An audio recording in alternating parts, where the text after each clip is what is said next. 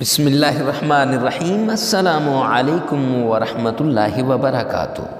معزز سامعین کرام، جمعہ مبارک آ گیا ہے۔ آپ کے حالات جتنے بھی خراب ہیں، آپ کے گھر میں اگر لڑائیوں نے ڈھیرا ڈال رکھا ہے، لڑائی جھگڑے بڑھ رہے ہیں، بھائی سے لڑ رہا ہے، باپ بیٹے سے لڑ رہا ہے، اولاد اور والدین کے درمیان لڑائی ہے، یا ساس اور بہو کے درمیان لڑائی ہے، یہ کیوں ہے؟ یہ تنگ دستی کی وجہ سے ہے، یہ فقر و فاقے کی وجہ سے ہے، یہ دولت کی کمی کی وجہ سے ہے، یہ دولت کے روٹھ جانے کی وجہ سے ہے، اور یہ دولت کے آپ سے دور جانے کی وجہ سے ہے۔ تو معزز سامعین کرام، جمعہ مبارک آ گیا ہے۔ آپ کے حالات جتنے بھی خراب ہوں، چپ کر کے 7 لونگ لے لیں، 7 عدد لونگ لے لیں، ایک بار یہ عمل کر لیں، دولت اسی وقت بارش کی طرح آپ پہ برسے گی، دولت اسی وقت آپ کے گھر آنا شروع ہو جائے گی۔ یاد رکھنا، اس طریقے سے دولت آپ کو ملے گی جیسے پرندے صبح اپنے گھونسلے سے خالی پیٹ نکلتے ہیں اور شام کے وقت پورا پیٹ بھر کے اپنے گھونسلے میں آتے ہیں۔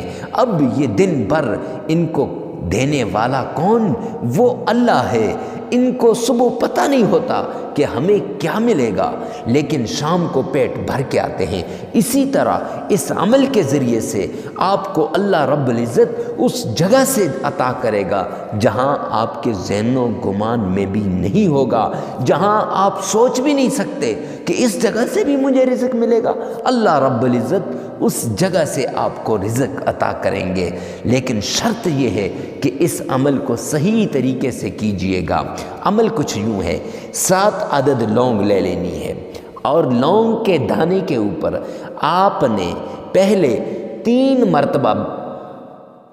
مرتبہ نبی پاک صلی اللہ علیہ وسلم کی شان میں درود پاک پڑھ لینا ہے، اور پھر 21 مرتبہ سورہ اخلاص پڑھنی ہے۔ قل هو اللہ احد اللہ الصمد، یہ پوری صورت 21 مرتبہ پڑھنی ہے۔ پھر آپ نے رکھ لینا ہے، اور جب آپ اس طرح کریں گے تو ایک دانے پہ آپ کا یہ عمل ہو جائے گا۔ پھر اسی طرح دوسرے دانے پہ 3 مرتبہ درود پاک، 21 مرتبہ سورہ اخلاص آپ نے پڑھنی ہے۔ کرتے کرتے 4 دانے ہو جائیں گے۔ 5ویں، 6ٹھے اور 7ویں دانے کے اوپر آپ نے 3 مرتبہ درود پاک پڑھ کے سورہ فاتحہ پڑھنی ہے، اور سورہ فاتحہ کے ساتھ آپ نے سورہ اخلاص بھی پڑھنی ہے۔ اب یہ عمل سورہ فاتحہ اور سورہ اخلاص دونوں 11 بار پڑھنی ہے۔ یاد رکھنا، پہلے 21 بار پڑھنی تھی 4 دانوں پہ، اور آخری 3 دانوں پہ سورہ فاتحہ بھی 11 بار اور سورہ اخلاص بھی 11 بار۔ تو معزز سامعین کرام، اس طرح یہ آپ کا عمل پورا ہو جائے گا۔